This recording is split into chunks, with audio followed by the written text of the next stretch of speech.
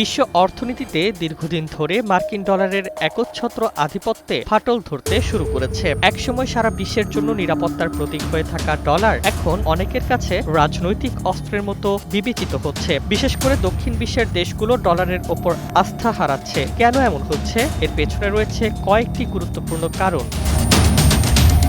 2022 সালে ইউক্রেনে রাশিয়ার আক্রমণের পর যুক্তরাষ্ট্র রাশিয়ার $300 বিলিয়ন সম্পদ জব্দ করে। এই ঘটনায় বিশ্বের অন্যান্য দেশ, বিশেষ করে চীন ও উপসাগরীয় দেশগুলো দেখল যে আমেরিকা চাইলে যে কোনো সময় তাদের অর্থনৈতিক সম্পদও রাজনৈতিক উদ্দেশ্যে আটকে দিতে পারে। অন্যদিকে মার্কিন ঋণের পরিমাণ ক্রমশ বাড়ছে, যেখানে বন্ধুবান্ধব এবং প্রতিদ্বন্দ্বী দেশ উভয়ের ওপর শুল্ক আরোপের কারণে ডলারের স্থিতিশীলতাও প্রশ্নবিদ্ধ হচ্ছে।